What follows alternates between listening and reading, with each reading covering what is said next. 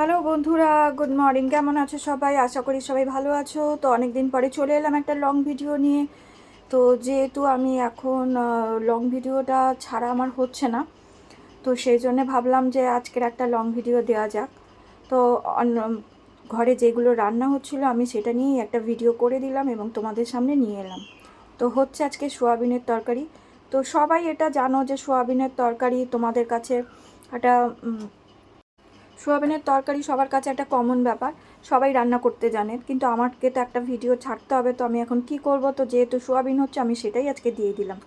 তো আলু পেঁয়াজ ভেজে টমেটো দিয়ে সব কিছু একদম ভালো করে ভেজে নিয়েছি, নিয়ে এর মধ্যে আমি এবারে দিয়ে দেবো সমস্ত মশলাগুলো।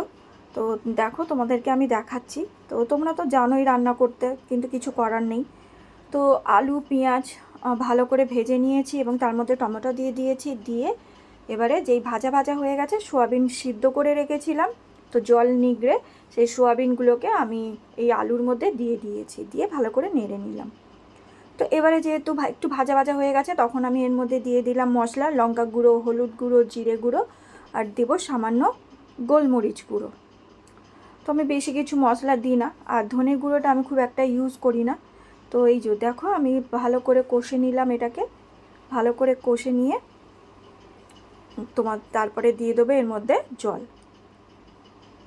তো সবাই এটা আমি জানি রান্না করতে জানো, বাট কিছু করার নেই। তোমরা আমার ভিডিওটা অন্তত একটু দেখো, আমাকে তো কিছু একটা দিতে হবে। তো আমি রান্না করে অফিসে বেরিয়ে যাবো, তো এই মুহূর্তে আমার কাছে কিছু ছিল না রান্না করার, তাই আমি সোয়াবিনটা রান্না করলাম আর উচ্ছে আলুর চচ্চড়ি করেছিলাম, সেটাই তোমাদের কাছে শেয়ার করে দিলাম। তো দেখো আমি বসিয়ে দিয়েছি 10 মিনিটের জন্য, আর এইদিকে বসিয়ে দিয়েছি ভাত। তো ভাতটা মোটামুটি আমার হয়ে এসেছে। তো ভাতটা আমি এবারে নামিয়ে নেব। তো ভাতটা নামিয়ে তারপরে আমি ওইদিকে তরকারিটা, এইদিকে উচ্ছে আলুর চচ্চড়িটা বসিয়ে দেবো।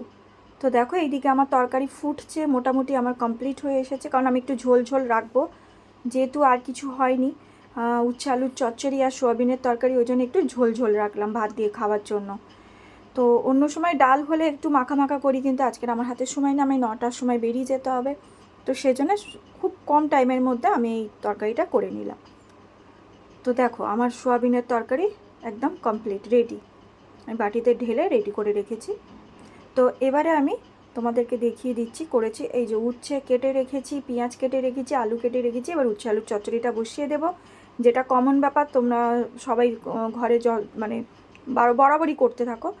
তো দেখো আমি বেশি কিছু দেখাচ্ছি না, ভিডিওটা বেশি লং করছি না। তো উচ্ছেটা আগে ভেজে নিয়েছি, তোমরা জানো উচ্ছে আলু চচ্চড়ি করলে আগে উচ্ছেটা একটু ভেজে নিতে হয়। তো উচ্ছেটা ভেজে নিয়েছি, উচ্ছে ভেজে তার মধ্যে দিয়ে দিয়েছি আলু আর কেটে রাখা পেঁয়াজ। তো সব একসঙ্গে আবার একটু ভালো করে লাল লাল করে একটু ভেজে নেব। তো ভেজে নেওয়ার পরে আমি এতে মশলা ফসলা দিয়ে দিয়েছিলাম, যেটা তোমাদেরকে আর দেখাইনি। তো এইদিকে দেখো আমার মোটামুটি রেডি হয়ে গেছে উচ্ছে আলুর চচ্চড়ি। তো তোমাদের দেখিয়ে দিয়ে এই যে ভাত নামিয়ে নিয়েছি, আর এইদিকে উচ্ছে আলুর চচ্চড়ি। তো ভিডিওটা একটা লাইক কমেন্ট অবশ্যই।